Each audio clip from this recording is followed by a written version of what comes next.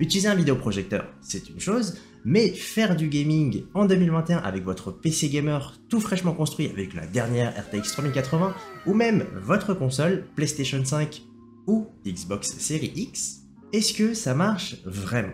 Le BenQ TK700 STI se positionne avec l'ambition de vous offrir une immersion totale dans vos jeux, que ce soit sur PC ou console, avec sa très faible latence à 16,63 millisecondes, soit moins d'une image de retard avec une fréquence de 60 Hz. Ce vidéoprojecteur BenQ, en plus d'avoir une faible latence, vous propose une excellente expérience 4K par modulation, qui consiste à projeter deux images Full HD décalées de quelques pixels pour plus de netteté. Son temps de réponse, de 16 millisecondes, est le plus bas du marché en 4K à 60 Hz, mais accrochez bien vos petits parachutes, en Full HD, il vous propose aussi la possibilité de jouer et donc faire du gaming en Full HD 120 Hz et 240 Hz, pour respectivement 8,33 millisecondes de latence et 4 millisecondes. Et oui, ce vidéoprojecteur fait très bien son travail pour une expérience cinéma, mais aussi du gaming qui vous permet d'optimiser et de mutualiser vos équipements en un seul via le TK700 STI. C'est un peu un rêve d'enfant en tout cas de mon côté, où par exemple sur PC, vous avez des écrans 4K 60 Hz avec un très bon PC, et vous ne pourrez pas jouer en Full HD 144 Hz, voire même 1440p 240 Hz, parce que la dalle de votre écran et de votre PC ne le supporte tout simplement. En tout cas, le BenQ TK700 STI, sur la fiche technique, me fait voir personnellement des étoiles en plein midi. Est-ce que le vidéoprojecteur de chez BenQ arrivera à satisfaire votre soif pour votre PC gamer ou votre console?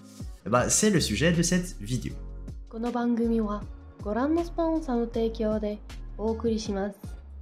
Aussi, on remercie BenQ de m'avoir envoyé ce vidéoprojecteur pour le tester ou faire une vidéo sur le sujet qu'on a découvert ensemble sur nos live Twitch et même sur le Discord communautaire que vous pouvez rejoindre directement en description.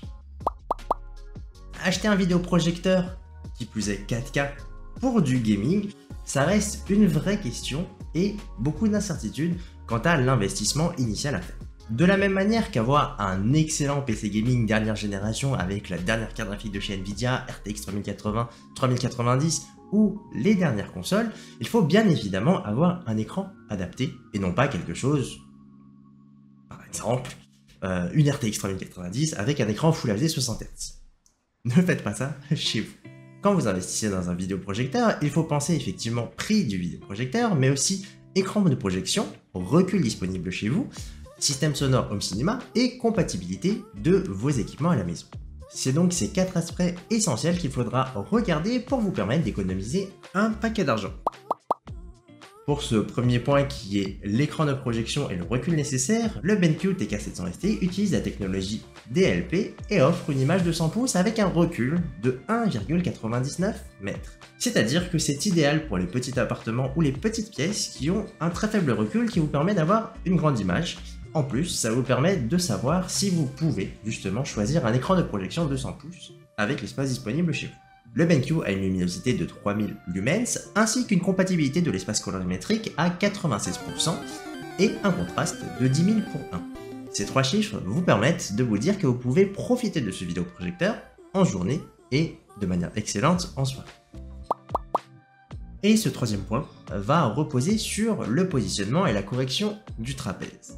C'est vraiment un critère très important pour moi d'avoir un vidéoprojecteur qu'on peut déplacer et positionner un peu n'importe où chez vous, parce que dans un appartement on n'a pas forcément la place d'avoir quelque chose de fixe ou même de pouvoir percer son plafond ou ses murs pour fixer un vidéoprojecteur de manière fixe. Le TK700 STI de BenQ le propose, la correction du trapèze horizontale et verticale, ce qui est très important pour ce côté ajustable, avec la possibilité de surélever et corriger assez facilement le trapèze avec les trois pieds qui sont disponibles sous le vidéoprojecteur. Sur cette nouvelle version, mal conçue, tout simplement parce que le temps de configuration part très vite, c'est-à-dire que quand je suis en train de régler le menu, si je ne fais plus d'action pendant 5 à 10 secondes, le menu se coupe en fait. Et du coup, le temps de réajuster le tout, il faut encore réappuyer sur le bouton pour recorriger encore une fois le trapèze. Avant même de parler de l'interface utilisateur du BenQ, l'attention particulière que BenQ adresse aux consommateurs, c'est la fameuse clé multimédia Android TV qui permet de transformer finalement ce vidéoprojecteur en centre multimédia avec toutes les applications Android, vos préférées pour une expérience cinéma, Prime Video, Netflix, Disney+, mais aussi tout pour faire du gaming intégré directement au vidéoprojecteur avec vos applications Cloud Gaming, Cloud Computing ou vos jeux préférés depuis une Android TV. Pour 1299 €, c'est vraiment génial que BenQ à la fois vous propose un système multimédia complet et intégré sur le sujet qu'on connaît performant et discret qui est intégré directement au vidéoprojecteur. Pour économiser finalement de l'argent, c'est la compatibilité en termes de connectique de ce vidéoprojecteur, les deux ports HDMI 2.0B avec la compatibilité du HDCP 2.2. Le support du HDMI, comme je l'ai dit en introduction, vous permet de bénéficier du 4K 60 Hz, mais aussi du Full HD 120 Hz et 240 Hz sur ce vidéoprojecteur unique. C'est la possibilité d'avoir un retour audio via le deuxième port HDMI à brancher et à relier directement sur votre système sonore, et vous verrez que c'est plutôt intelligent pour économiser un paquet d'argent sur votre système existant. Techniquement parlant, pour 1299 €, le BenQ T4700 XTi est excellent, mais qu'en est-il justement de cette expérience utilisateur usage au quotidien, de la connectique et de ses branchements, et enfin de son côté gaming. Avant de rentrer dans les détails de l'expérience gaming et cinéma, il est important de parler justement des économies associées à la connectique, puisque une bonne connectique fait que vous n'avez pas besoin d'investir plein d'argent dans des systèmes tiers. Le premier cas de figure, et qui est normalement le plus utilisé, c'est que tous vos équipements sont normalement reliés à votre système sonore et que vous utilisez la sortie ARC pour justement avoir le retour vidéo directement sur le vidéoprojecteur. Donc par exemple, vous branchez la console, le PC directement sur la barre de son, et la barre de son supporte déjà, vous offre la bonne qualité audio fidèle avec le bon format sur la barre de son, mais du coup vous renvoie une image de qualité normalement sur le vidéoprojecteur. Malheureusement, ce premier cas chez moi, ça ne fonctionne pas puisque la sortie de ma barre de son ne supporte pas le 4K 60 Hz. Pour le vidéoprojecteur, je me dis, je suis un peu limité et c'est dommage de ne pas pouvoir profiter de cette 4K avec un bon retour audio. Le deuxième cas, je vous en ai parlé dans la fiche technique, c'est que le BenQ est doté du retour audio sur le deuxième port HDMI. Pour compenser, si vous n'avez pas d'image de qualité compatible avec votre barre de son, vous branchez directement votre système console et PC gaming directement sur l'entrée de votre vidéoprojecteur. Comme ça, vous êtes sûr de bénéficier de la meilleure qualité vidéo possible. Mais encore une fois, ça ne marche pas parce que ma barre de son ne supporte pas ce format en entrée en HDMI 2.0B. Le troisième cas, donc, qui est le cas du bidouilleur du dimanche et qui ne marche finalement que depuis un PC, c'est le fait de brancher deux sorties vidéo directement sur votre PC. Vous branchez une sortie vidéo directement de votre PC au vidéoprojecteur qui permet de bénéficier de la 4K et vous branchez un deuxième port HDMI directement sur la barre de son qui vous permet de bénéficier des bons formats audio. Et en dehors du cas de figure du PC, justement, ça va être dommage si vous n'avez pas l'équipement et le système sonore associé. Quand vous utilisez l'Android TV ou même vous y branchez une console, ça va être difficile de bénéficier d'une bonne qualité audio. Donc pour cette connectique, est-ce que vous avez besoin de réinvestir dans tout un système? C'est pas nécessaire si ça ne vous dérange pas justement de tout passer par votre PC. Par contre, si vous voulez utiliser justement cette flexibilité apportée par l'Android TV et par exemple les consoles, vous aurez très vite ce souci sur la qualité audio si votre système ne le supporte pas.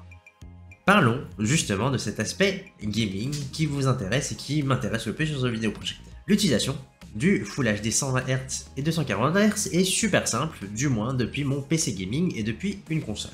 L'expérience cinéma apportée par ce vidéoprojecteur en 4K, c'est effectivement pas de la 4K native, mais de la modulation, comme expliqué plus tôt, mais la netteté apportée en plus par rapport à un vidéoprojecteur Full HD, elle est là et c'est clairement plus agréable. BenQ vous offre tous les éléments pour avoir une excellente expérience et une immersion en cinéma, assez de luminosité, un bon contraste et une fidélité colorimétrique. Et oui, on est sur un fonctionnement hybride, donc si vous prenez à ce tarif-là quelque chose sur le même prix mais dédié uniquement au cinéma, c'est sûr que vous pourrez trouver un peu mieux. Pour le gaming, maintenant la configuration où vous pourrez vous dire mais en fait comment on passe en Full HD 120 Hz et 240 Hz? Eh bien sur PC c'est très simple, vous branchez tout simplement votre PC directement au vidéoprojecteur et la source justement est bien détectée, vous pouvez faire du 4K 60 Hz ou passer directement Full HD 120 ou Full HD 240 Hz. C'est super simple, il n'y a rien d'autre à faire. Un point de paramétrage aussi pour bénéficier justement des plus faibles latences, c'est qu'il faut passer le vidéoprojecteur en mode gaming.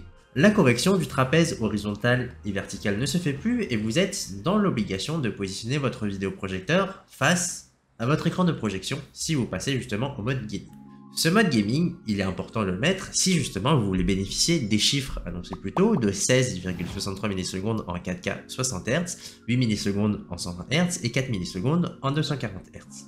Mis à part ce petit souci de configuration, clairement oui, le Full HD 120 Hz et 240 Hz sur des écrans de projection de 100 pouces ou même en grand, c'est tout simplement fou. Clairement, je suis vraiment conquis par ce qu'a apporté ce vidéoprojecteur en termes d'expérience et d'immersion sur quelque chose que je ne pensais pas possible, du Full HD 120 Hz et 240 Hz. La fluidité est là, il n'y a pas de déchirement constaté sur les images et les jeux qui vous sont présentés actuellement à l'écran, et c'est tout simplement un réel plaisir de effectivement bénéficier de vos dernières consoles et de votre PC gaming à sa puissance réelle, mais dans une autre dimension. Du coup, techniquement parlant, c'est plus facile d'avoir plus d'images et plus de fluidité avec une console sur la résolution Full HD. Et oui, c'est là où on voit vraiment l'intérêt d'un vidéoprojecteur qui fait de 3 en 1, du multimédia, du cinéma et du gaming, mais surtout sur un vidéoprojecteur, il faut rappeler que oui, historiquement, moi j'étais très intéressé par des vidéoprojecteurs 4K, et justement, ça pêchait beaucoup sur la latence, qu'elle était de 30, 40, voire 60 millisecondes pour justement les usages dédiés au cinéma, qui m'avait frustré parce que justement, j'avais besoin de pouvoir, si j'en ai envie, jouer au gaming. Dès le démarrage, c'est l'interface utilisateur BenQ qui va vous parler, qui va frapper. Cette nouvelle interface est plus simple et en plus de ça, la télécommande que vous avez ici, en fait, comprend les paramétrages ici, hop, pour justement lancer le menu de configuration de votre vidéoprojecteur, mais aussi celui-ci de l'Android TV avec en fait la majorité des boutons qui concernent l'Android TV. Du coup, un des premiers éléments que vous allez constater, c'est ce côté un peu étrange de devoir manipuler un menu de configuration depuis une télécommande qui est fait exclusivement pour l'Android TV. Typiquement, je me trompe quasiment tout le temps. Pour le bouton de paramétrage du vidéoprojecteur, je demande à paramétrer l'Android TV. Un des soucis que j'ai constaté et que vous allez voir assez rapidement, c'est la réactivité de ce menu qui est étonnamment lente. C'est-à-dire que vous lancez le menu, pour avoir accès aux différents changements de paramètres, que ce soit les profils, cinéma, gaming, sport, etc. En fait, le temps de changer le paramètre, ça prend un peu de temps. En plus de cela, vous couplez à quelque chose que je trouve assez désagréable, c'est le fait que ton écran se recharge, il passe du noir et te réaffiche l'image, et à chaque fois que tu changes, ça refait la même chose. Dans certains menus et dans certains paramètres, l'écran effectivement se recharge, mais le menu, le système en fait est perdu et il faut relancer encore une fois le menu de configuration. Heureusement, vous ne changez pas tous les 4 matins vos paramètres utilisateurs sur le vidéoprojecteur. Pour conclure, le vidéoprojecteur de chez BenQ, le TK700 STI est vraiment très convaincant, comme je le disais techniquement, pour l'association de la 4K 60 Hz, mais aussi la possibilité de réduire la qualité pour passer en Full HD 120 Hz, 240 Hz, tout en ayant un bon compromis associé à une extra netteté apportée par justement le support de la 4K sur ce vidéoprojecteur. Mon seul point négatif va être cette interface utilisateur qui va être frustrante à utiliser, puisque c'est finalement la première chose que je vais faire quand je vais positionner et lancer mon vidéoprojecteur, corriger le trapèze et accéder un peu au menu pendant 2-3 minutes. Par contre, un des gros points positifs que je vous disais sur la fiche technique, c'est que ce vidéoprojecteur, il va intégrer du 2 en 1, la possibilité de faire du 4K et une expérience cinéma, faire du gaming en Full HD 120 Hz, 240 Hz, mais aussi avoir un centre multimédia grâce à l'Android TV, bien intégré avec une télécommande qui vous est fournie pour cet usage-là, et la clé justement qui est fournie dans ce tarif de base à 1299 €, ce qui est très malin de la part de chez BenQ de reposer sur des systèmes connus et efficaces. En attendant une prochaine vidéo, si vous voulez nous rejoindre pour discuter sur le sujet, n'hésitez pas à regarder le lien Discord en description ou nous rejoindre directement sur Twitch pour agir en direct et me donner votre ressenti. En attendant, je vous dis à la prochaine.